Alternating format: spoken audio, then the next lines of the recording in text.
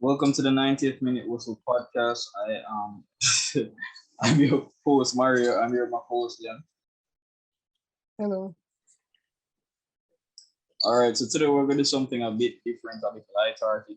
We're going to compare Champions League final squads of the same teams. Now, this idea was given to me by my co-host. He sent me a WhatsApp message earlier in the week that I ignored. Um,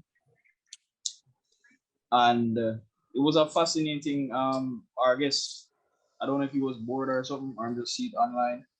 No, I saw it on Jesus on Instagram from the rename the account. From UEFA's Champions League. Yeah, from here for Champions League account. Yeah, so I figured instead of talk about it in our WhatsApp chat, which one of the things I hate about doing this podcast is that I find that it's the discussions that we have off air um are sometimes better than what we can do on, or sometimes better than what we do on the podcast. And I don't know, like sometimes I just prefer to just like save certain things for the podcast because somehow we're gonna make it more interesting off the podcast and on the podcast. I don't know why, but I can figure out how to get through that. So yeah, which squad you say you want to start? Bayern, right? Yeah, the team that just lost to Mönchengladbach today. Champions of Germany, but they can't beat Mönchengladbach. Don't feel no way. Mönchengladbach could defeat themselves following. I know. Just saying, you know.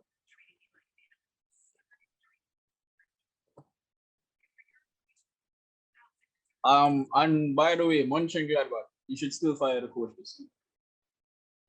Don't let these Bayern wins trigger. But like I said, man, just look how they're going to lose to Victoria Cole next week. No, I know Victoria that. Cologne next week. I know that as a Gladbach. I know that. Bro, right after we gave them 5 the Pokal earlier this season with a full-fledged squad, Freiburg beat to the following. Sorry, I mean 6 Leverkusen, Jesus.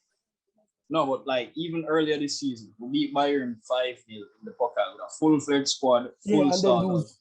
Lose 6-0 to Freiburg the following. So, like I said, look how they're going to lose to Leverkusen next week.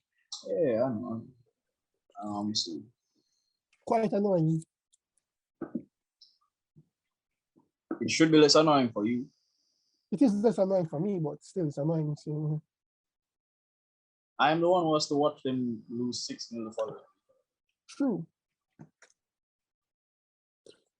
So ready? Yeah, I'm ready. So starting lineup. Let's go position for position. All right. In 20, let's use the older guys first. 2013.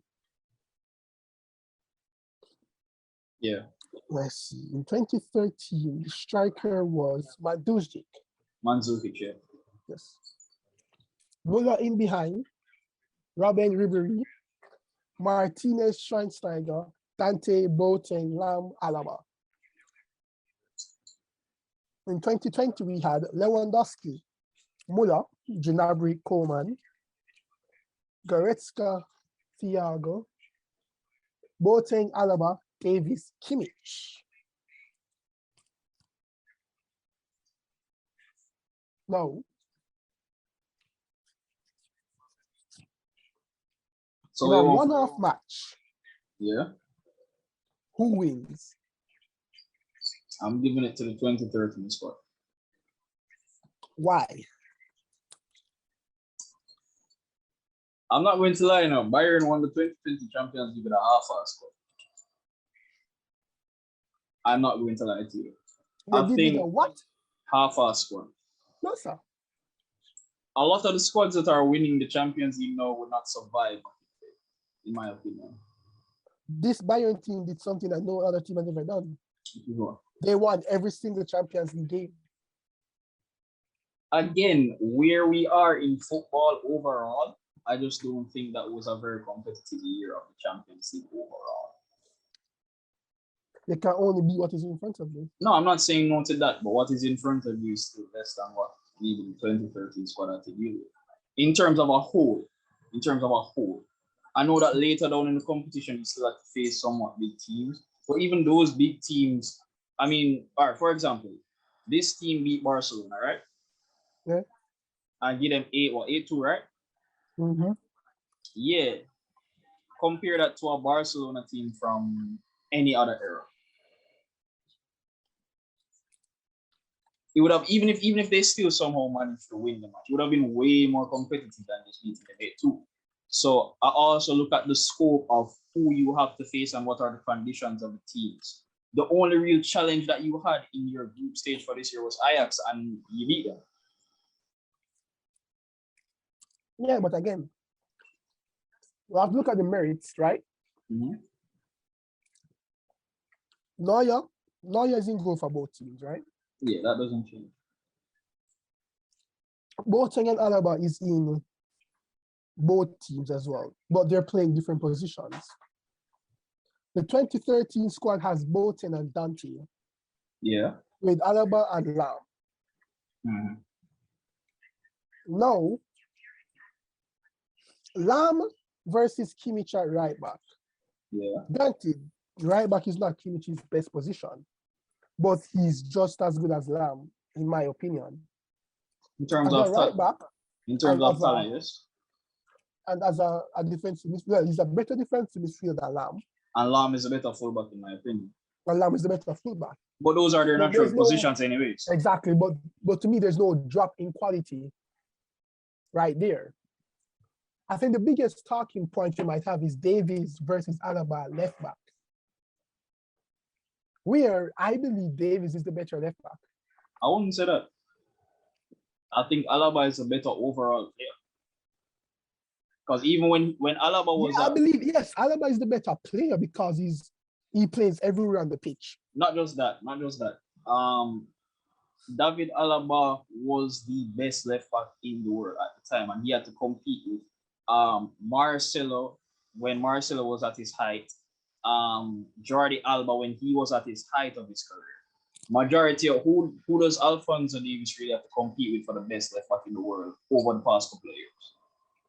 Guys who are out of their prime. Exactly, Robertson. And as good as Robertson is, and I do think he's a world-class left back when he's at his best, it's still Robertson. And just to show you, no, granted, Robertson has grown over the years, so I do have to take that into account.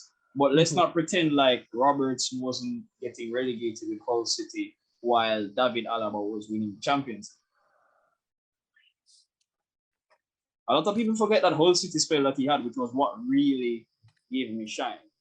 Robertson, when Hull City was in the Premier League, getting relegated.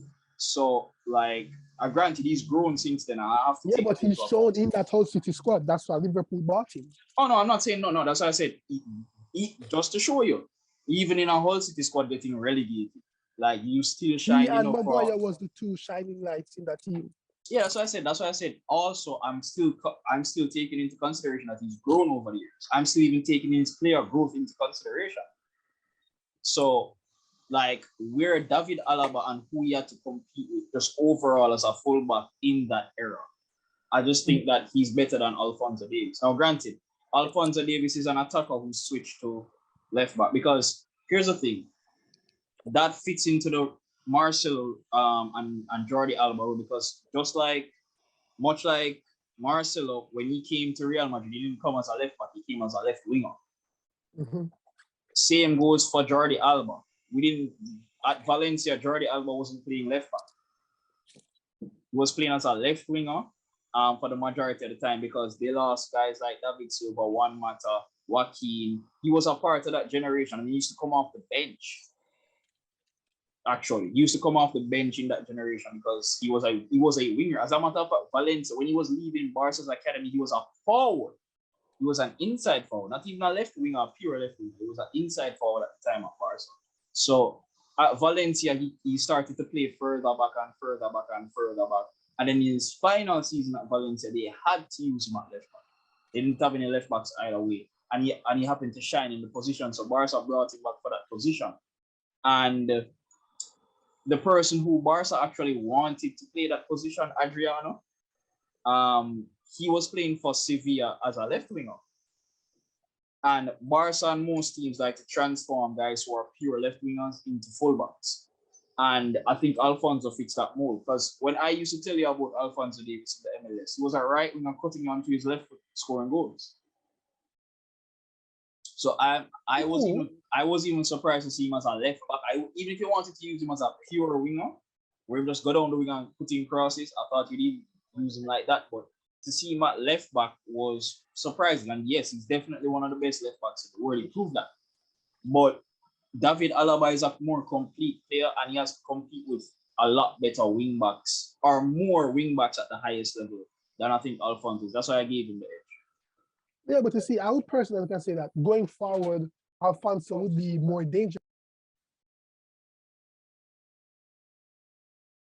compared to like Alaba, who would be better defensively, but I think going forward wouldn't be as good. Here's where I disagree with that. You remember that David Alaba he's always been a set piece specialist, but David Alaba used to contribute a lot to your goals as well. I know that, but so does Alphonso. No, that's why I said I don't think either is better in attack. Which is why I said that this would be like the biggest talking point, because in terms of striking option, Lewandowski every day over Mandzukic. How about Mandzukic? Yeah, I don't mind that. But I also don't want people to underrate Mandzukic either. No, he's not underrated. He was Lewandowski. It's another level. I wouldn't even say another level. I think Lewandowski. No, even Lewandowski was at Dortmund, he was still the better striker. I wouldn't say that. I would say more complete. I think Lewandowski is a better dribbler. Granted, and I think Mandzukic has been underrated for years as well, because people see him as just a target man, but you have to remember, when he went to even Juventus, made a Champions League final with them as well. I think Lewandowski has had the more sustainable career.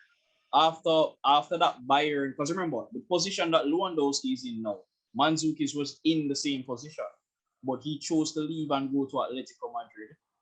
He scored goals there, but things didn't work out there fully. Went to Juventus and played in another Champions League final. So I think that Lewandowski definitely is a better player, but the reason why I would say Lewandowski out there is because I don't think Mandzukic has ever outscored Lewandowski. That's the problem. Neither domestically or in Europe, I don't think he's ever outscored him. Oh no, that's why the latter was at Dortmund. So that's why I said that's why I said yes. But when you say another level, it seems like it's a huge step up, and I don't think that way. No, not like that. It's just that if you were to be honest with yourself, I would still pick Lewandowski. Then top 5 strikers, then Lewandowski still makes the cut. No, he was underrated. Both Lewandowski and Mandzukic was underrated a lot at the time. And it's just now recently persons are seeing Lewandowski as this great striker, when in all fairness, he's always been a great striker. Exactly. Which is why I don't disagree with that. I've been following Lewandowski's career since Lech Poznan. So I've known him for so long and watched him grow. But you have to also, like I said, I think that he sustained his level of success. Mandzukic is moving around and then also being too much of a team player as well at times, where, like, for example, today, Lewandowski's goal. As soon as he get the ball, he turn towards goal and striking. I thought that a lot of times in Mandzukic's career that he deferred to the players around him. Also, and some people can say that's a bit too, like, you're not deadly enough as a striker at times, but there was benefits to that. For example, at Juventus, he played out on the left wing at times as a Rambuta. Yes, he did that a lot. So, like, that's what I mean by sometimes it can be too much of a team player.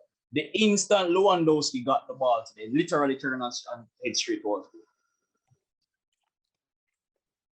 So, in all fairness, when Lewandowski coming closer to the end of his career was more Thomas Muller than a really out-and-out striker. So I take those things into consideration. But of course, Lewandowski to me is a better striker. But it's just that sometimes when they say he's a level above, it's like people will interpret that as, oh, Lewandowski was never Mandzukic was never world class. Even in the latter stages of his career. Because remember, that final against Madrid, who was the only player who scored for Juventus? And that was towards the latter end of his career. He was the only one who scored in that Champions League final for Juventus, stepping up in a big moment. And they got 4-1. But yeah, Lewandowski is definitely ahead. No, let's go to the midfield. Well, just one last talking point. I think Alaba at centre back for the 2020 squad over Dante at centre back. Oh yeah, that's definite. So midfield. Martinez and Schweinsteiger versus Thiago and Goretzka. No, this is a hard one. All right, Goretzka over Martinez. Over Javi Martinez. Yeah. I can agree with that. You see, the reason why it was difficult to compare these two is because they're two different styles of play overall. Yeah, two different styles. Yes, one is a deep line playmaker, one is a box-to-box mid. Well, Martinez is a pure defensive midfielder. Busquets That too, yeah. in that role. So like Goretzka is a box-to-box midfielder. So that's the reason why I different choose player. Goretzka over him is Yeah. Goretzka can do what he does, break up play, win the ball back, right? And he still has very good passing, and he can carry the ball forward, and he's dangerous in and around the box as well. Here's the thing: Martinez can do what Goretzka can do going forward, but here's the thing: he's never been asked to. That is also true. I know the funny thing is, I still have Busquets over Javi Martinez, just as a side point. But Martinez has scored a lot more goals as a defensive midfielder than people realize. And at Bayern as well. I'm talking at Bayern. Like, he scored more goals as a defensive midfielder than people give him credit. And the reason why I give Goretzka the edge is that he has a bit more pace than Martinez. Oh yeah, definitely. He can get around the pitch a lot faster. Exactly. And I think that's what kills Martinez going forward. Whenever Martinez ends up going forward and even scores a goal, like, he'll leave space behind that he can't cover back for. That's why I would give the edge to Goretzka. Even if Goretzka goes forward, I trust him running back and making the challenge. I think the times when Martinez does tend to go forward, he can leave Bayern open at the back. The wingers aren't even a question. Okay, so no, Thiago versus Schweinsteiger. That's the interesting one. Because both are deep line playmakers, both work hard off the ball, both are excellent passes of the ball, both can shoot from distance, both are great dribblers. Yeah, that's the thing. Now, the only thing I would say is that on the international level, Team Dare has achieved more. Schweinsteiger has achieved more, but in terms of skill level, like, I don't see any difference really. The only thing I might say, and remember, Thiago has played as a defensive midfielder for you, so I can't even say there's a lack of physicality, because Schweinsteiger naturally has the body of he's a taller player, so of course, but Thiago does actually play very physical. So that's what I'm saying. Like, I have to separate my German bias. I have to separate my German bias because they both played for Bayern and both were very crucial into the Champions League win. Like I said, the only difference is Schweinsteiger has done it on the international level, while also at the club level. And also, Thiago has not been asked to do it at the club, because remember, international level as well. Yes, so. Because when Spain was supposed to transition to the Thiago, Isco, those guys' generation, they took way too long to do that. No, they'll fire the coach from the eve of New Year at the eve of the World Cup. No, man, even before that. Like, when they... Oh, remember that Lopetegui had Thiago and Isco as the heartbeat of his team. No. I'm talking when they went to the World Cup and they still used Iniesta, Busquets, and... Oh, in 2014 you're talking. Yes, that was when they could have transitioned to those guys from that. Yeah, but they weren't. I don't think those guys are good enough to take over. No, they were. Again, you know why Thiago left Barca? It's because he was... Yeah, because he wasn't... I know, because he wasn't getting the... Because you guys had... Xavi, Iniesta Iniesta and Xavi, yeah. were still there, and then we brought back Fabregas home because remember our backup midfield that year was Thiago, Fabregas, and Alex Song. We brought in Alex Song as well. So we ended up having Thiago, Fabregas, Alex Song as backups for Busquets, Iniesta, and Xavi. And Thiago and Fabregas should have taken over from Xavi and Iniesta, which Barca also took too long to do. We ended up having to buy Rakitic, and we still ended up selling Fabregas any goddamn way. So hindsight is 2020. But the reason why Thiago left Barca is because he was ready to step up at that level. Also, if you have to remember, Isco was playing for Madrid even under Ancelotti's first win. And you have to also remember, Isco almost knocked out the same Dortmund team, this same Dortmund team that your 2013 Bayern team beat. Mm-hmm. You have to remember that Isco and Cazorla had the chance to knock out that Dortmund team and carry them right down to the wire. Remember, Dortmund had to knock out Malaga out of the quarterfinals. Mm-hmm. And then they went on to face Madrid and knocked them out as well. But that Malaga quarterfinals was very close. It wasn't like they got walked over. And Isco was the star of that squad. So, yes, I think they were ready. But again, I think just like you said, nobody was sure if they were ready. So I don't completely disagree with your point. But that's the thing about switching over into a new generation. And this is something that Maradona did not get credit for, even though I still disagree with his 2010, the picking of his 2010 squad. Mm-hmm. He failed. He failed where it was needed to fail. I hate saying that, but he failed where it needed to fail. Because sure, he could have called certain guys to still make the squad good.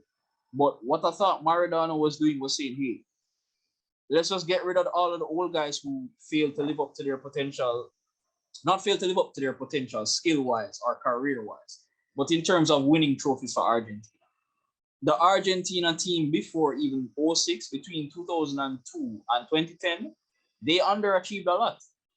Brazil beat them in like 4 different tournaments, finals, like 1 Confederations Cup, getting knocked out of the World Cup early in 02, getting knocked out by Germany on penalties in 06. Like, there was a lot of moments where they underachieved. And I think Maradona just said, hey, to hell with all of them. Even though some of you guys were still in your prime, like Riquelme, Lucho Gonzalez, shit. Zanetti and Cambi also just win the Champions League, beating Bayern, and still never get called. Walter Samuel just win the Champions League with Inter. Demichelis, who was in that Bayern squad that lost to the Inter squad, he was benched for the most part. Got called, but he was benched for the most part for guys like Nicolas Otamendi and all of those guys who, at the time, were young guys who weren't ready for that type of tournament. And when they finally faced a team like Germany, who could show you that these guys are young and inexperienced. It's funny, but they also faced a Germany team that was also young and developing. Yeah, but again, at least that German team was a bit more organized. You get what I'm saying? So like, those guys were in even the same league. So even if you want to say, well, Ozil was at Werder Bremen at the time. Yeah, but they're still in the Bundesliga. The guys still know each other. What it comes down to is that I think most of the guys in that Germany team, you could have argued that they were either the best youngster in their position at the time. Also, exactly. Schweinsteiger, Cruz, Ozil, you could say that those 3 were the best youngsters in terms of, number 10 and 2 deep line playmakers, or even advanced playmakers, depends on how you want to use them. Exactly. So guys like Pastore, who were just coming out of the Argentine league, guys like Di Maria, who were still at Benfica, guys like let me see, Otamendi didn't even reach the FC Porto yet. Wasn't even an FC. It was after that World Cup FC Porto decided to buy him. So there were a lot of guys who, like I said, even though they were still considered talented youngsters at the time, those German players were some of the best youngsters in Europe in their positions. So other than Messi, Higuain, and Tevez, who was underutilized in the competition, and Aguero, who barely played, Yeah, because of injuries. No, that World Cup he wasn't in. It was strictly that he didn't like get game time for some reason. I think the only match he really played was the match against Greece, which was a final group stage match, and they were trying to get Messi on the score sheet like crazy. So, like, them basically just a pass about. But Higuain was the star of that World Cup for us. But to get back to the main thing, I think that transition for Thiago and Isco was not done early enough. But yeah, I don't know how to pick Thiago over Schweinsteiger. I don't know. I'm at a stalemate here. Yeah, I think I'm draw. But I think the reason why 2013 wins, I think because you said it, Robben Ribery is better than Gnabry and Coman. I think there's no. Granted, I would say that I would count on Gnabry more than Robben in a big game like this. Are you saying that because of the penalty against Chelsea? Not just that, but Robben at his time at Chelsea was never really a big game player. I wouldn't say that, like I remember in 2013, the finals, he performed very badly. Yeah, but that was his first Champions League. The ball hit on him. No, second Champions League final. The one, I'm thinking about the one versus Inter, where I don't blame him for that one because you have to remember he was also a panic buy. Yeah, but I'm just saying that. No, but I think but here's the thing. Chelsea. Yeah, I think he played well. Poor performance. I wouldn't say that. I think he played well. In 2013, poor performance. The ball bundled over the line. No, but even in that final, I think his overall play for the game was still good. I don't think that even against Chelsea, he played well, but again, I think that he didn't step up in the moments where it counted most. So I still understand what you're saying, but I don't think he played. Which is why I would say that you can make the argument that Gnabry would step up because he has stepped up. Coman has stepped up. Yeah, but they've stepped up in crucial moments. No, but here's the thing. And it goes back to what I was saying. Who are you up against? Like, they were up against a weekend Dortmund team. Let's be honest, they were. I said to you before, if Goetze had started this game, it would be completely different. But it wasn't a weekend Dortmund team. It was. They had Gravenberch, Royce, and Błaszczykowski. No, but Błaszczykowski was a starter anyway. It was just Goetze that was missing. And it was Goetze and Royce that was the heartbeat of that team. No, but you have to also remember, like, you still had guys there like Gundogan, Bender, who were already starters. Your defense was the same. Yeah, but I'm saying where we mattered the most was the partnership between Goetze and Royce, because remember, Royce was out on the left wing, and Goetze was the one that was literally the Ozil orchestrating that midfield and orchestrating the attack.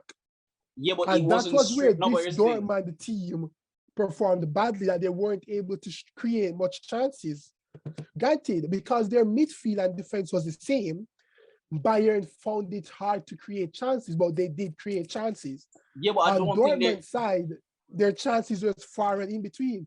No, but here's the thing. I don't think it would have made that bigger of a difference if Goetze was I think there. it would, because if you checked earlier up in the season, right, when they faced each other in the Bundesliga, it was a completely different match. Yeah, but like I said, I don't think it would have been that different in terms of the final. Because granted, Goetze is a big game player, but let's not act like Kevin Grosskreutz was chicken feed at the time. Yeah, but again, and you remember you had to move Rice into the number 10 role. Yeah. And he was on fire in that left wing slot as an inside forward. Right? Right. One, you're now asking Royce to do what Goetze was doing, which was creating chances and scoring goals, while you're also asking Grosskreutz to do the same thing as well. And they just never had the partnership because he never started that much games that season for them. No, but he was still playing good in the final. Yeah, but he came off the bench. So Dortmund's attack was still been. Yeah, but it wasn't that big a difference. It wasn't that big of a fall off. Like, it wasn't that huge of a fall off with Grosskreutz, because Grosskreutz has been playing with them even before Royce came. Remember, granted, Perisic was there as well, but even before that, like, Grosskreutz has a good relationship with all of the players in terms of play. Like, and at the time, I would say that that was the best. Those were the best years. Now, granted, he's not a world class player like Götze, but I don't think it was that big of a fall off. It was a big enough fall that they weren't able to create much against Boateng and Dante.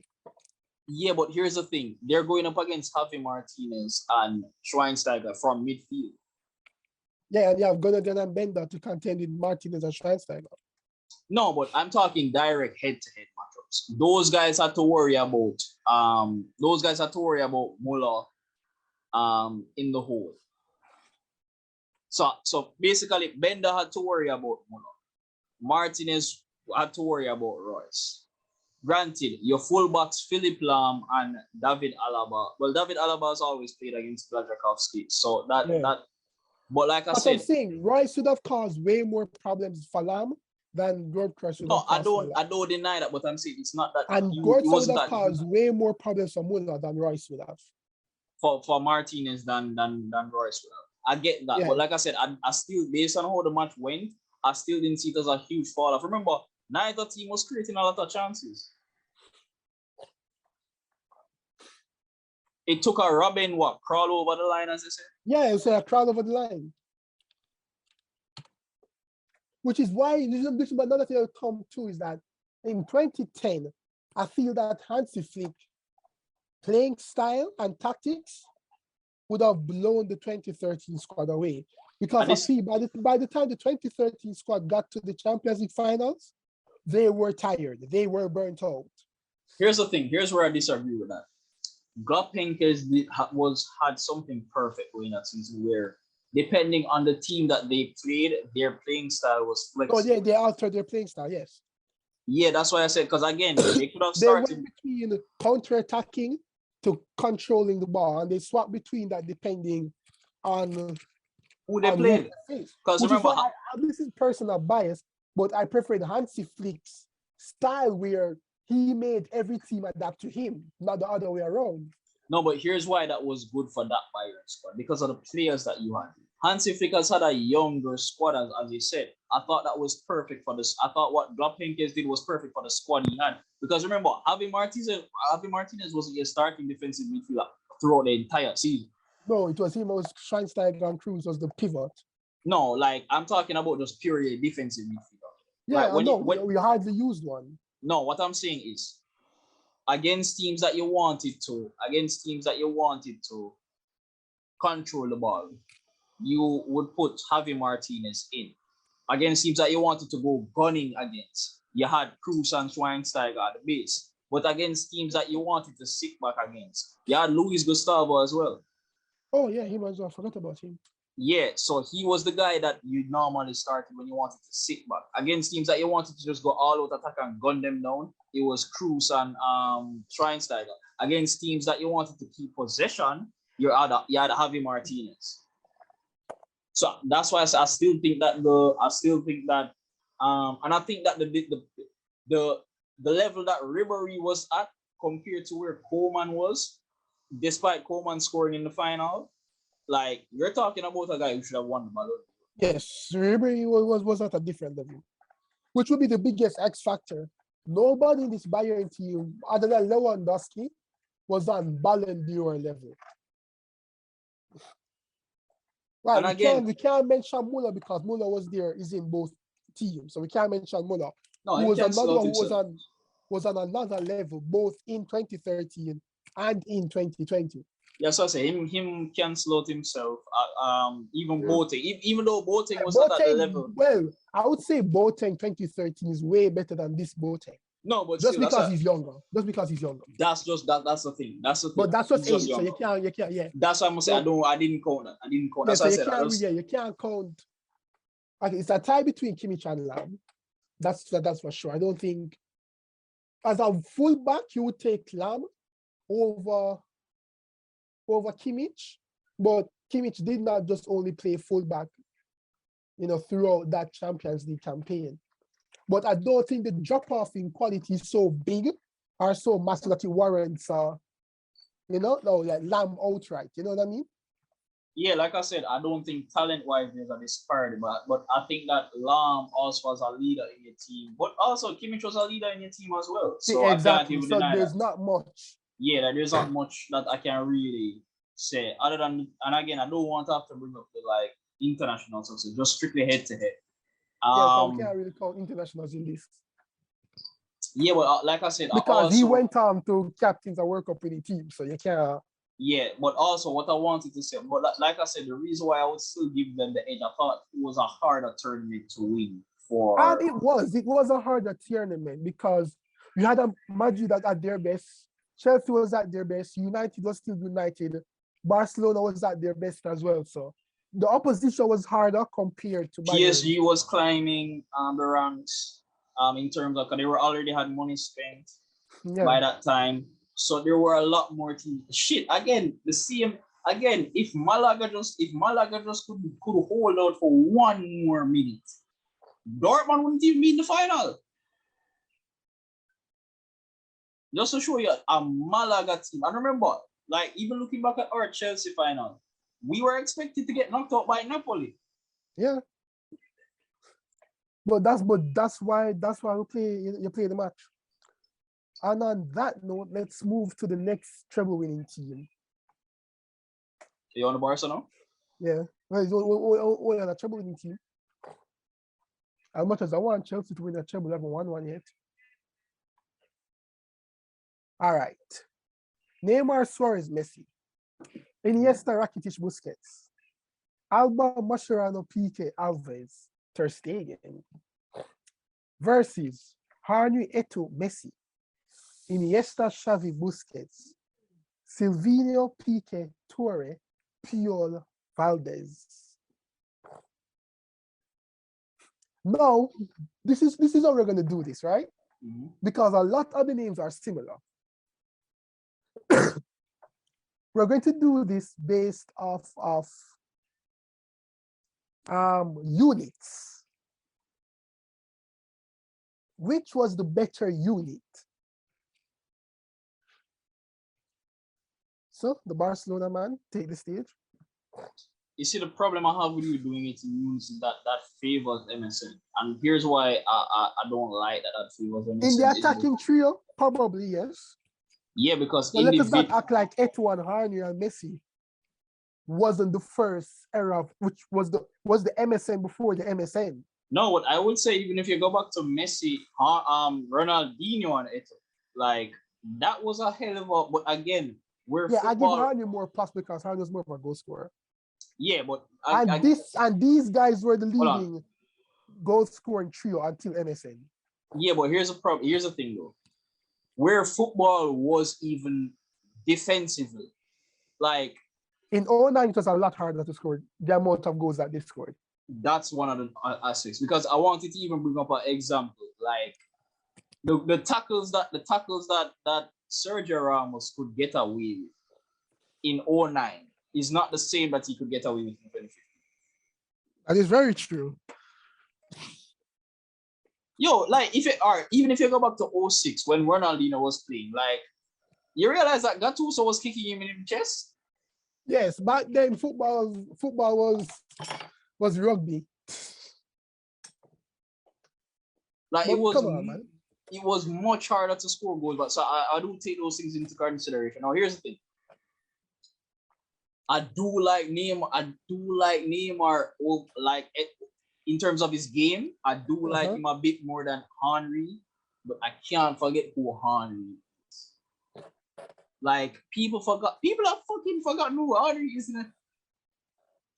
Like I really think people have forgotten who Henry is. I really think that, like, yo, Henry was something special. Eto'o as well. That's why I said, like, when you say units, it's a bit difficult because Eto'o did not want to play on the right. He played through the middle, though. Yeah, but even in that season, what caused us to win that season was when we moved Eto'o out to the right and Messi into the false nine role. Remember, it was that El Clasico that changed football. Yes, which was before this final. Which is why I didn't choose the 2011 team. Because the 2011 team, they automatically win just because Messi is playing as a false nine. Yeah, but David Villa was granted. I think that Henry is a better player than David Villa. But David Villa, like even David Villa, like people forget. Yeah, people might forget, but you see, the problem is, right? Yeah. The after 09, 09, 010, 011, 012 Messi is something that we will never see again. Again, yeah, I get that. He broke Gerd Muller's unbreakable record. I get that, but it's not like Villa wasn't scoring. Now, granted, Pedro doesn't make any of these. Because Pedro was in 2011, Pedro was the right winger. Yeah, but David Villa Villa was the problem is all your front three was scoring, right? Yeah. But this era of Messi redefined what we consider normal. Exactly. But you have to remember, it was with this front three. It was with Henry, Eto'o, and Messi that Guardiola said, okay, I'm going to move Eto'o out to the right and let Messi play through the middle of false time. Yep. So we should also take that into consideration because Messi played as a false nine in the finals. Exactly. And as much as Eto'o hated playing on the right wing. And that's another thing. Bang them in. That's another thing. Eto'o is an underrated dribbler. Like, again, if you never grew up in our era of football, you would not understand who the hell Samuel Eto'o is. Like, if you're like, people should really go back and look at who these guys were. And granted, we got Henry towards the end of his career. Like, Arsenal got his best years. We got what was left of Henry and then we gave him to the New York Red Bulls. So the question is, which front three are you taking? I can't because again, I will always pick Samuel Eto'o over Luis Suarez. So is that your defining moment? Yeah, because again, I would pick Neymar over Henry because where Henry was in his career at that point, he was no longer the what them call it? Pierce the resistance. Prime. Yeah. We got like again, you remember that nickname? Yeah, like the Pierce to the resistance, like people forget who the hell Henry is, isn't it? Like what whoever your favorite should have won a Ballon d'Or. He's again, one of those players that goes on that he should have won a Ballon d'Or. No, here's the thing. But the players that he was contending against, Jesus. No, but look at it. Ronaldinho did not win the World Cup. Well, yeah, he did win the World Cup in basketball. 02. Yeah, he did. But if you look at it, there's nothing that Ronaldinho accomplished that Henry didn't accomplish. Exactly. But they faced off together in a head-to-head in 06. When both were in their prime, they faced off head-to-head and neither of them scored in that final. But that was the final that got Ronaldinho's Ballon d'Or. Whoever won that final would have won the Ballon d'Or. Yep. If Arsenal wins, Henry gets the Ballon d'Or. Yeah, and Barca ended up with granted, neither of them played well in the match. They both worked hard, but like I said, it was a snooze fest. It was not a that's not that Tottenham versus Liverpool. It was a snooze fest. No. It was like, but these were the two most entertaining teams in Europe in terms of style of play. You got the best passing team in England and the best passing team in Spain. The two most attractive football teams in world football at the time. And the two of them put it to sleep. The two of them did nothing for the first half. Because both were on edge. Nobody wanted to make the first mistake. They were passing the ball around like, not even passing with purpose, but they were passing as if, I don't want to be the first person to make the mistake. And it was the first Champions League final for both coaches. For both, exactly. And Rijkaard was about to lose his job any goddamn way. Because he was looked at as an underachiever. And remember, his squad got worse after that year. Nope. So Eto'o is your defining moment. So you take Eto'o over Suarez, which automatically means that 09 wins then. No, I don't. You see, that's a problem because I would pick. You see where Neymar was in 2015? Mm-hmm. And also, you have to remember, Eto'o scored in the 09 final. Yep. Granted, Suarez scored in his final as well. Henry did not score in the final. Neymar did. Henry has played in 2 Champions League finals and not scored in either. So Neymar takes over that left wing spot. just because of where Henry was in his career. All right then. So we call that a draw then, because that's 1-1 each. So that's a draw. Like the same midfield is the same, and then the defenses. Mascherano and Yaya were both playing out of position. Well, the midfields are not the same, boy. What are you talking about? We have Iniesta, Rakitic, Busquets versus Iniesta, Xavi, Busquets. Now, I think this should be easy. Yeah, but also we still had Xavi in the squad in 2015. Yeah, but he wasn't a starter. Yeah, which true, but at the same time, this one is easy. Yeah, Iniesta, Xavi, Busquets. Like nobody. This is one of the greatest midfield trios I've ever graced football. Exactly, like you can't go around that. No, this is the thing. The problem I have with this Barcelona 09 squad is that Silvinho was not our starting left back. Now we get to the serious part, which might tip the pendulum to 2015. This makeshift backline. Exactly. Like this backline was makeshift because we had a lot of players missing at the time. Alves got injured, so we had to throw Puyol in at right. Which is why I said we're not comparing the squads. Because if we compare the squads, it's not as interesting. Yeah, but here's the thing. Yaya Toure was even playing at centre back. I would say he was equal to Mascherano at the time. He was, very much so. And PK, Puyol. The biggest question is Silvinho, Alba. But like you said, Silvinho wasn't your starting left back anyways. No, because again, both our fullbacks are injured at the time. Eric Abidal was injured at the time. Alves was injured at the time.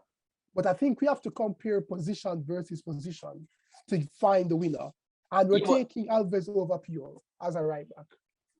True, but here's a problem with that.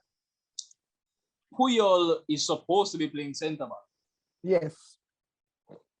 But he's not. That's what I'm saying. We're comparing how they lined up in the finals. All right, cool, no problem. But it's automatic that Alba would go over Silvinho. Granted, Silvinho was a good player. Yes. Granted, Silvinho was a good player, but he was not. I think the two centre backs draw. Mascherano, PK, Toure. I think that's a draw there. Yeah.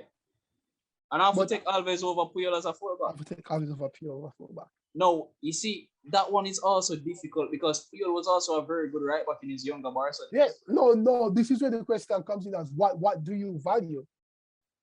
Attack or defense? Because you are not dribbling past Puyol. You can't dribble past Alves.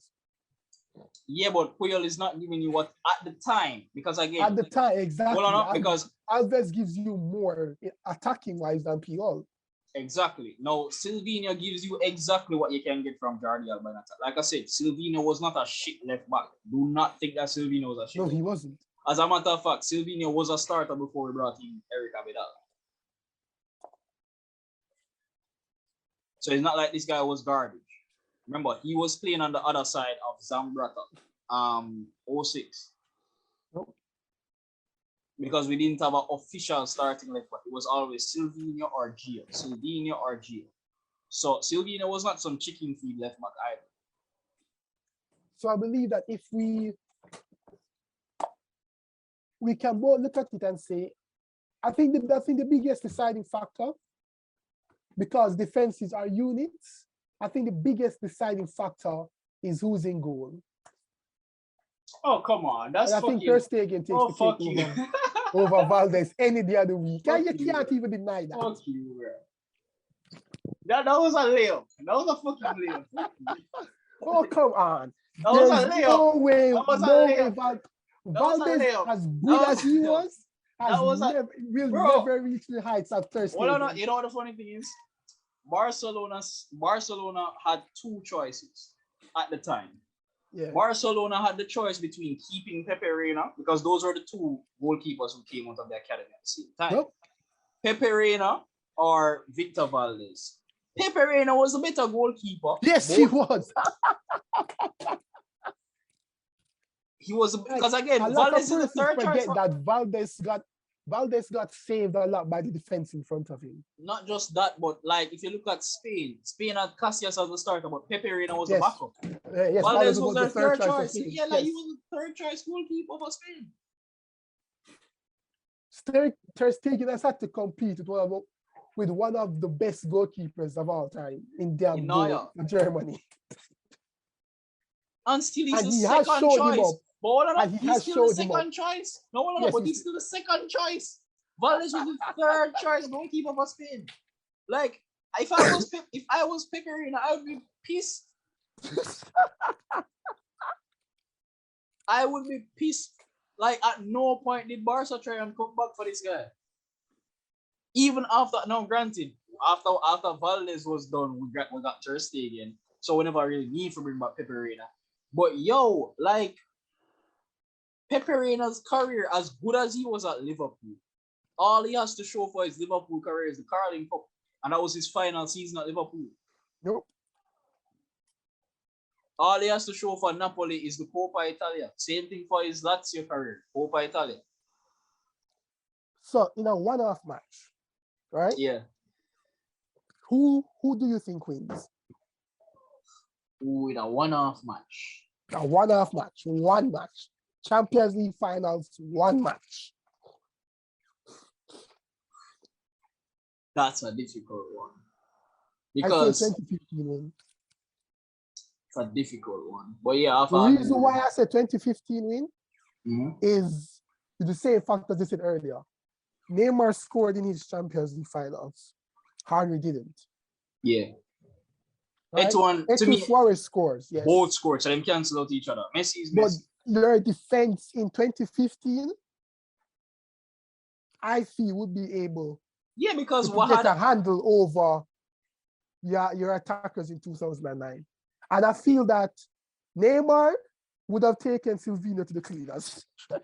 I wouldn't say that because again, Silvino was not a guard. As a matter of fact, but hold on. You know what? Taking him to the cleaners. I wouldn't say taking him to the cleaners because Silvino was a better defender than Alba. I think that Alba does a lot in attack. That he was so much better than Silvino in attack. Yeah, but that's the problem, which is why he's taking him to the cleaners.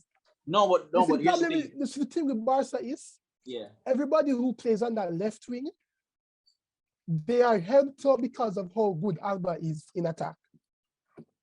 No, but here's the thing. Silvino was not even like shit in attack because he was a good defender. Like, I would give him a better defender than Alba in terms of just defending.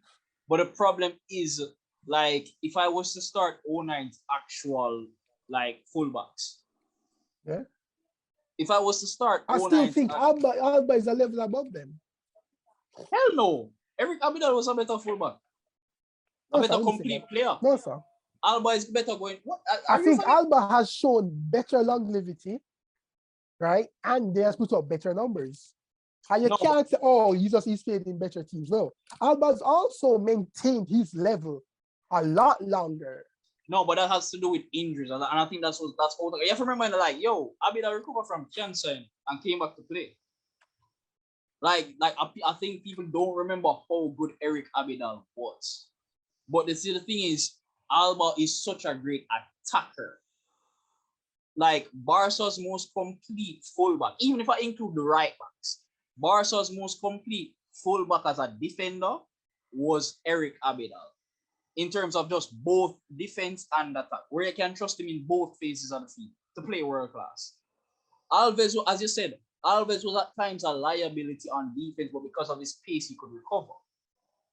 Like, Eric Abidal, you couldn't attack Barca's left side, which is why I said this makeshift defense that they had to use in the finals. If you were to actually say, all right, Dani Alves versus Dani Alves, that cancel. Puyol versus Puyol, that Puyol versus Mascherano, Puyol over Mascherano any day.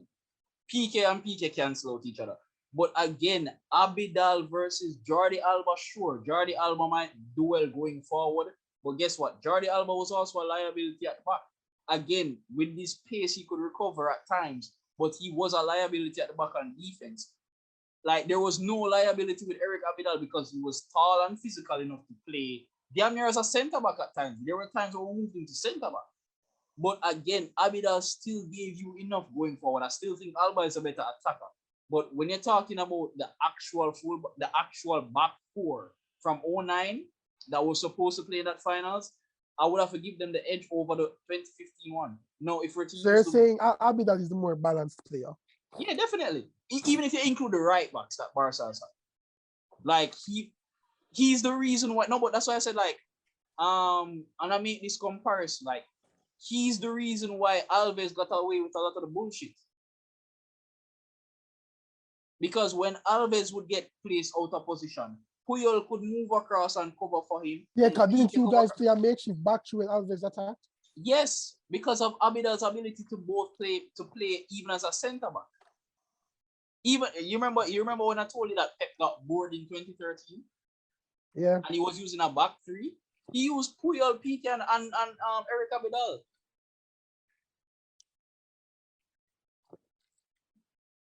So like again, like Abidal was an overall good defender on both ends. To make a comparison, what Chelsea have in Azpilicueta now is what Barca had in Abidal. The only difference is fair enough. the only difference is Azpilicueta stayed healthy. Like the fact that Abidal had the liver cancer thing, plus other injuries in his career, you know, like ankle injuries and stuff like that. So, like I said, I agree that Alba has maintained like to stay up on the injury table, but like this makeshift back four, I don't even know how they managed to win this final. Like, yo, you realize that Sir Alex switched to a front two of CR7 and Rooney? Yeah. For this final? No, granted, him fuck up in midfield with Anderson. That's why they lost. That, you know, like Loki, your defense was spared because of how good your midfield was. True. I can't go around that. If your midfield was not as good as it was, CR7 and Rooney would have torn your. Oh my God, man. And then instead of, no, I don't know what happened to Gary Neville that year. I don't know if he was injured at the time, but they ended up having to play John O'Shea at right back. So Henry had a field day. Because again, the only person, granted, Vidic and Ferdinand complained that they couldn't stop Messi because they didn't know how to mark him. But John O'Shea was shouldn't even out of his depth. He was out of his depth. Yeah. Because Anderson as well. You can understand Vidic and Ferdinand because the false nine has not been used for such a long time. We gave Madrid 5. Come on, like nobody knew how to defend against. Understood how to defend against. The only person that knew how to defend against the false nine was Jose. Exactly, and again, but that's because Jose is a football historian. But again, he knows Barca in and out. He was an assistant manager under multiple managers. He was an assistant under Robson, Brian Robson, and then under Van Gaal. And was pissed at the fact that Barca chose Pep over him. So, like, again, if it was just this makeshift, if we're just talking about the finals. Okay, sure, 1.5 mark between the two of them. Yeah, but if you're using this makeshift back four that Barca had, that Man U couldn't take advantage of, I have to give 2015 Barca the edge. Because I still pick Xavi over Rakitic. So there is. Yeah, but that one was kind of different. It was. But yo, I forgot that Anderson and John O'Shea started that much. Mama, let us not speak of Anderson. I said it in the group. This man made a killing. Him get away with robbery as a footballer. And the worst part, he was a very talented player. That's the worst part about it. It's not like he wasn't talented. You have to remember, this guy was getting called for Brazil from his FC Porto days. So, him and Lucas Leiva did not live up to potential.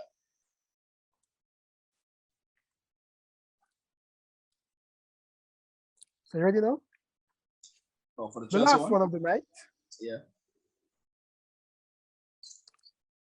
Chelsea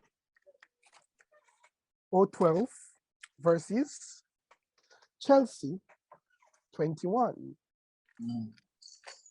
We have in attack Drogba, Bertrand, Mata, Kalou. Send me those two. I never pull up those. Send me those two in the chat room. Lampard, Mikel.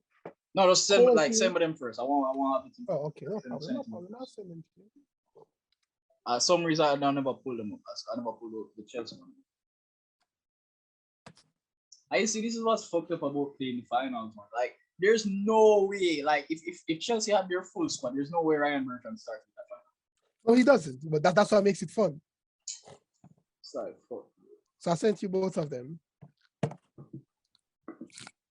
As you should know, ignore the bottom half for the Chelsea 21 squad. All right, yeah. So we're good. So yeah, we have Cech, Cahill, Luiz, Cole, Bozingua, Lampard, Mikel, Mata, Bertrand, Kalu, Drogba, versus Thiago Silva, Rudiger, Aspilicueta, Reece James, Ben Chilwell, Kante, Jorginho, Havertz, Mount, Werner, Eduardo Mendy in goal. Yeah. Let us start with the defenses. All right. Hotel defense.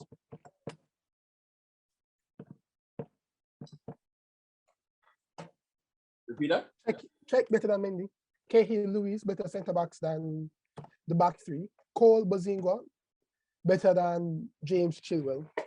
I don't even need to justify my selections. Yeah, but here's a problem, though. Here's a problem with that. Mm-hmm. You're getting a Thiago Silva at the end of his career, not in absolute prime. Granted, he still plays. Granted, he still plays world class. Yes, but I'm just saying. We can one off. Again, if Terry starts in this, then it's worse, no debate. Exactly. Cahill and Luiz to me. Well, on a Cahill and getting it off, they're literally like in terms of the defense. Yeah. Right? They're actually lucky that Terry isn't in that defense. No, but here's the thing. That's what I went back to with the whole Barca thing. Like, that's a makeshift defense. Granted, it's a this makeshift defense is only at right back and Cahill coming in. And we should remember that this Cahill was still one of the best center backs in the league, one of the best young center backs in the league. I wouldn't even say that he was in his prime then. No, he wasn't in his prime. He was 21, 22 around there, so. A little bit older than that, but still not 23, 24. He was young. Yeah. He was young. But even David Luiz was young at the time as well. Yes, both of them were young, but both of them were some of the best center backs. Youngsters in the world. They were some of the best youngsters. Exactly. Yeah. Cole was the best left back at this time. But that's what goes back. That's what I go back to the whole Alaba thing. Alaba had to compete with Ashley Cole, Marcelo, David Alaba. Well, sorry, I said David Alaba. But you see the amount of fullback. Patrice Evra was still around at the time.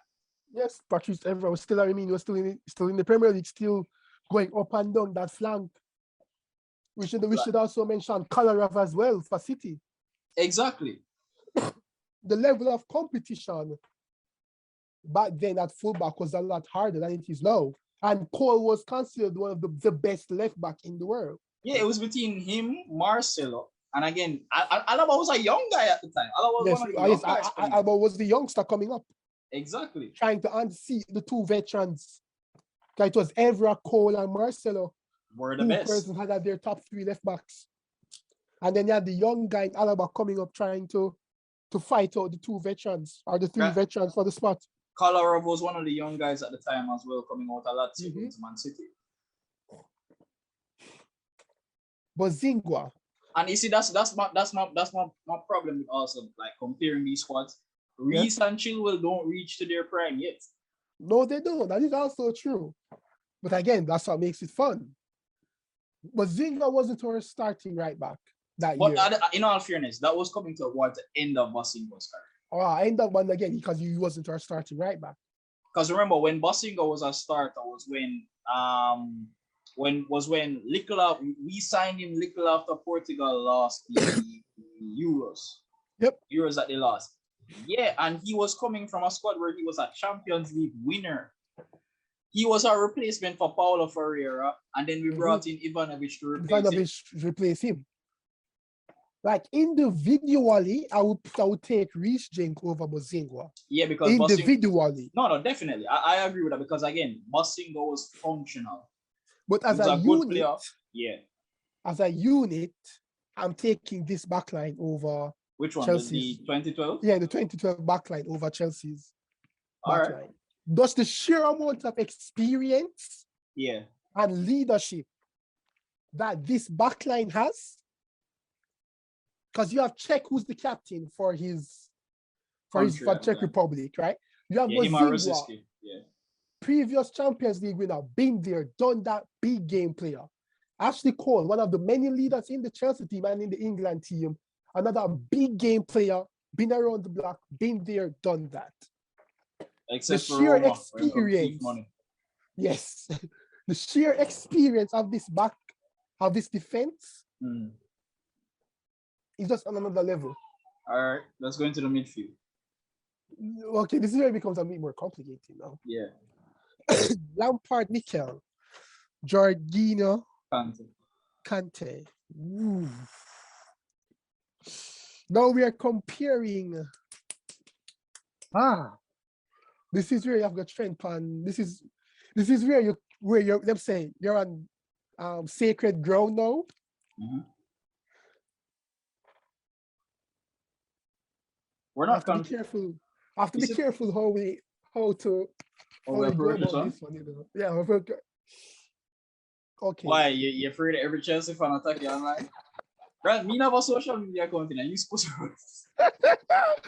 Okay, like, Lampard above Kante and Jorginho. That's there's no debate there. Anything right. Kante and Jorginho can do, Lampard can do it better. You see, the problem with Mikel is we've never used Mikel to the full up in we've never used Mikel where we the should way he's supposed to, yeah. So but you see, okay, I figure it out now. If we are comparing roles, right? Mikel would have been given the Jorginho role, and Lampard would have been given the Kante role. Yeah, exactly. But here's also. But if we are comparing the roles, right? Yeah. You would take Lampard over Kante as your box to box. Yeah, definitely. Just because Lampard guarantees you goals. Lampard is the, other than Drogba, which will come to Drogba, Lampard is the second biggest big game player. You see, the problem with Mikel and Jorginho is that I can't separate them at all in terms of. You can't. But if you're talking someone who is a better passer of the ball, someone who is able to play on the, like, break the press, you could say Jorginho because that's his specialty. Here's the thing. But the thing is, we've never used Mikel in his best role. But here's a problem. What Jorginho does, everything that you just said about Jorginho, yeah, Mikel does the same thing as well. But he does it for Nigeria. Like, no, it's not like he's 10 for Nigeria. That's why I said, like, it's not like Chelsea has never used Mikel, like, God knows him of almost 500 appearances. Jesus. Because again, we use him as a funny, Mikel was our first Jorginho before we got Jorginho, because that's how we use Mikel. Yeah, but here's a problem, and I saw this problem coming with Kante as well. When Kante was brought in, what was the claim? He's our new Makelele, and I keep saying, but they are not the same players. Exactly. It's easier to compare Mikel and Makelele or Jorginho and Makelele. No, but here's the problem. To compare Kante and and Makelele. No, but here's the thing. Even with Mikel, that was what killed Mikel's Chelsea career. And that's how we used him. We tried to turn everybody into Makel and Essien as well. Essien is a box-to-box midfielder. Which, to be fair, this is where your argument comes in. If we are talking the squads, Ramirez, Essien, oh my God. The 2012 squad, in terms of midfield depth and quality of midfield, you would take that over the 2021 team. Yeah, I wouldn't even start talking about Real Morales yet. Yeah, like, just because. Again, if another Champions League winner in that Porto squad, granted he was one of the youngsters. Another youngster in that 04 squad with Portugal who lost that Euros, and he was such a good, like, what do you call it now? He was a utility player in midfield where he could play any of the three midfield roles, right? He could play any of the three midfield roles for us. Why did Zoom fail? Why is this intercede? Oh, dude, I'm finding Zoom. Where? I'm back on Zoom. Oh, you can hear me? Yeah, I can hear you. Like, Leon, you can still hear me? Yes, I can. Or I guess me can't hear you. But yeah, like in terms of Raul Morales, we still had players, and we got Raul Morales towards the end of his career. Yes, we got to Like, the end of his we career. took him from Liverpool after he won the Carling Cup with them, so that he could actually win some trophies and stop wasting his fucking time and get back to being a top class player. And you know who Raul Morales remind me of? He remind me of another Jose player who was a part of that Porto squad. In Thiago. Mm-hmm. So like, we haven't had that like Portuguese box to box midfielder who could still create, and I thought that he did that role perfect. So, all right, Mata number 10. Well, there's no number 10 here. Oh, Mata is a part of the midfield. So, this Mata was Chelsea Player of the Year. Mata was a part of the midfield for Chelsea. And this was Chelsea Player of the Year. Mata. Yeah. Now, Mata is in the attack, so we have to do attacks versus attack. Mount, Werner, Havertz, Bertrand, Mata, Kalu. Yeah. Now, as the two strikers in the squad, Drogba, Werner, there's no debate here. None. No, 0-0. Yeah. I think we take Mount over Bertrand because he was a left back playing at left wing. Yeah. There was no attacking outlet from Bertrand. His job was to simple help Cole defend that against Robin. Yeah. On that side.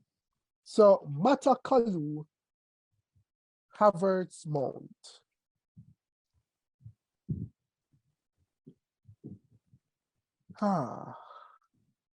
As a number 10 or as a pure creative player, Mata is more creative than both Mount and Havertz. And can give goal output as well. Yeah, but the problem in this is that Havertz was clinical in the final. Mata missed his penalty. Yeah, but that's a penalty. Like, I think. Yeah, but we still have to take that into consideration. No, but here's the thing. But also, we also have to take into consideration how both teams played as well. Yeah, but that's why I said, like, in the case of Mata was still playing more as a midfielder than even Kai and Tim their worker. They were exactly. Yeah, so like just missing a penalty. And then here's the thing. Mata still proved he was a big game player with Spain because he scored in a final with Spain from open play. That's why I said the penalty to me, I can't put too much into it. Because Mata scored from open play in other finals. And again, this team sits back a lot more than Tuchel's team did. I think Tuchel's team control a game quantity. Yeah, I think we're taking. I would personally take Mount and Havertz over Bertrand and Kalu, but I have to take Drogba and Mata over all of them. Just because Drogba guarantees you goals, Mata guarantees you creativity. Yeah. The vision, the passing. Oh just my that. God. Why? Don't even have to talk about the goals, just vision and passing. Yo, like, I swear, like, it hurts me sometimes. It really does. It really hurts me for one Mata's career. Because I've followed his career from Real Madrid, coming out of Real Madrid Academy. I was jealous that he came out of Madrid's Academy. I wanted Barcelona. Then I heard that Arsenal were closest to signing him before Chelsea, in all fairness. We stole him from Arsenal. Nothing new. Yeah, and then we steal William. We took Ashley Cole and gave them Gallas when Gallas was on his last leg. Like, come on. Exactly. So, like, I saw Mata at Valencia, like, and even you see, and that's also the next problem. Chelsea was the first time one Mata got to be one Mata. Because as great as he played for Valencia, he wasn't a starter all the time. Because that Valencia attack, nobody was a starter permanent. Yeah. For Chelsea, he was a permanent starter as the number 10. Exactly. Because for that Valencia team, you had David Silva, Juan Mata, David Villa, you had Pablo Hernandez. Granted, Pablo Hernandez didn't live up to those guys. You had Joaquin as well, who started in the 08 Euros on the right wing. Like, so we should remember that Mata was winning Chelsea Player of the Year with Lampard and Drogba in the same team. And Terry in the same team. And Fernando Torres, somebody was spent 50 million. Do not mention that person's name. He was still great for Chelsea. He still won trophies for us. He knocked Barca out of the Champions League. You compare Werner and Torres. I would say, hey. I would have to give the edge. Low key. Yeah. Torres is the reason why Chelsea doesn't have the amount of league titles as they should. True. But here's the thing though. Torres has carried us to a trophy in terms of the Europa League. Yes, but he's the reason why we don't have at least 2 more Premier League trophies. Yeah, but low key. Yeah. If Drogba was younger and that Hazard, Mata, Oscar had a Drogba in front of them, they would have won the league at least 2 more times, minimum 2 more times before Jose came. I get that. I don't want to disagree. Matter of fact, too, they win the league in Jose's first year and they win the league in Jose's second year. Hey, I don't disagree with that. But here's the thing. We can't pretend like Torres still didn't score when he needed to. Granted, I lost, like, Torres lose the money before. Like, I was pissed. Yeah, that miss against United, that was it for me. I was I was done. No, like every transfer window, I pray that he left. Leon, I had to go to school and pay, like, because again, I've been sports betting since I was in high school. So, you have to explain that one. I couldn't explain. You can't explain that. The fuck make I explain? I had to, that, you know, in all fairness, that was the first time I turned against Torres. Like, if you ask, you know Oshie, like, you know somebody that I grew up with from high school. That morning was a very difficult Monday morning as a Chelsea fan. Like, that Monday morning, the Man U fan, you eating a because me and him alone are the only Chelsea fan in that class. You had one Liverpool fan who God knows why he was, well, granted, him was watching football from the 05 years. So I understand why he was a Liverpool fan.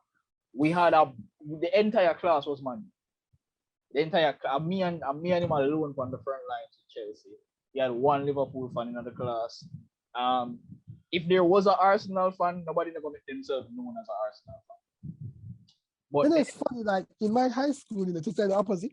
Really? I had around the group that I spoke with, there was 2 Chelsea fans, 1 Arsenal fan, and he made it known that he was an Arsenal fan. God bless him. They had 3 Liverpool and about 3 United. Oh no, man! We were swimming in an ocean and you, yo, brother, that was hard, man. Like, we were swimming in Man United fans. We were swimming in Man United fans, and they did not. That morning was very difficult. But yo, Torres still scored when it mattered for Chelsea. Just like how Werner still performs well for Chelsea, because again, if he doesn't pull those Man City players out of position. Which is why you could purposely say that, yo, you can take Werner because Torres hid for Chelsea. I wouldn't say he hid. Like, in all fairness, I wouldn't say he hid. Like, the funny thing is, Torres to me didn't hide for Chelsea. He just didn't finish. But he didn't contribute nothing to the team. That was the problem. No, he contributed exactly you were basically playing with 10 man. No, but here's the thing. He contributed. Werner wasn't finishing, but Werner was creating a lot of chances. No, but that's the thing. Matter of fact, he ended the season as with the Chelsea player the most chances created. No, but here's the thing. In terms of what Torres brought, I think Torres brought exactly what Werner does in terms of pulling players out of place. The problem is, and Werner did score goals. That's the problem. Like, when Torres did pull players out of position, like, we had midfielders who could run in and score. So it wasn't that thing, like, you never notice it as much. The reason why I think you notice Werner's own is because our midfielders now don't score a lot. So, like, we notice that Werner pulls players apart. Torres did the same thing. As a matter of fact, it's why he scored against Barca on the counter. Yeah, but he always scores against Barca. He's been doing that since Atletico Madrid. Atletico Madrid, exactly. But, like, again, I still think Torres scored when he was. And remember that run he went on the following year in the Europa League? Yes, which is, I'll give you that. I'll give you that. But I'm still saying, in the league, he cost us 2 league titles. Cool, no problem. All right, so who you taking in a 1 day off? You know, 1.5 match. Yeah, yeah, half go. Like, you know, we kind of debate the starting levels and so, but in a 1.5 match, we're taking 2012. One reason and one reason only. 2012 knows how to score goals. 2021, they haven't figured that out yet. Granted, I was going to say leadership. And then they figure that out yet. I would say leadership. Like, that's what gives me the edge. Like, I am sure of what Drogba is. I am sure of what Lampard is. Leadership is different. Sure, like, yo, but you know why I won't mention we had 5-6 different captains. That's why I won't mention leadership, isn't it? Yeah. But I will mention the one intangible that both teams should have, which is the ability to put the onion in the bag. And 2021, they haven't figured that out yet. Because City should have lost at least 3-0 in that final. Chelsea literally threw away golden chances in that Champions League final. You give Drogba, Mata, or Lampard, even Kalou, those chances, and it's being buried.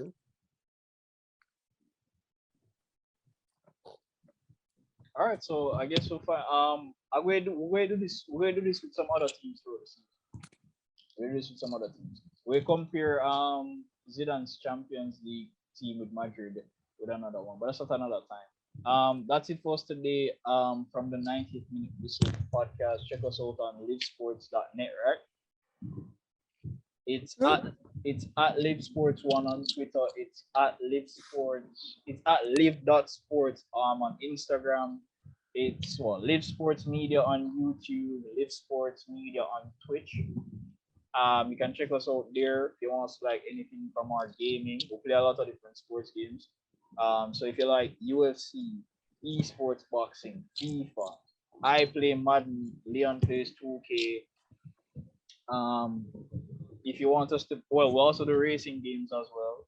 So is there any racing game that carries F1? Yes, there is. F1. No, well, yeah, but I was also thinking, what's the game I'm thinking of? What's the one that you made me play the other day? Forza? Yeah, but it's not Forza, man. It's not Forza, man. I'm thinking Gran Turismo? Gran Turismo. Yeah, I don't play no PlayStation games around here. Yeah, I know you have your bias. I don't understand why I play games from any console. Like, this has to be a good fucking game. Because Forza is still the better racing game over Gran Turismo. GT is unnecessarily hard for no reason. Yeah, well, that's the thing. That's why I said I don't think it's a better game. I think what the problem is with Gran Turismo is that they try too much to be a driving simulator. Games are. And in terms of a driving simulator, Forza is way more realistic. GT just unnecessarily hard. No, but that's what. You know what GT reminds me of? When the Grid first came out. No, but you see, that's the thing. Gran Turismo to me was the better game for many years. It's when they started to try and become a driving simulator. Like, they tried too much to become an esport to the point where they forgot that, you're a video game. It's supposed to be fun. You have a point. Like Gran Turismo, not fun. Well, not Gran Turismo wanted to buy a fucking, the steering wheel thing with them. The steering wheel, the gear stick, the gear pedals, everything. The fuck wrong with it. I wouldn't now buy that. You think the regular casual man I go buy because that's literally what you needed to actually find any sort of enjoyment in that game. Exactly, and again, that's why I said like they tried too much to become a driving simulator. They're trying to become the FM of sports games. Like, we don't need that level of realism where we need to buy a damn steering to play. You're still supposed to be a video. It's supposed to be fun. Regular driving hard is enough as it is, especially in our country. Regular driving hard is enough as it is. Like, we're supposed to play this for feel good. But yeah, check us out on all of those platforms. We'll see you guys next time.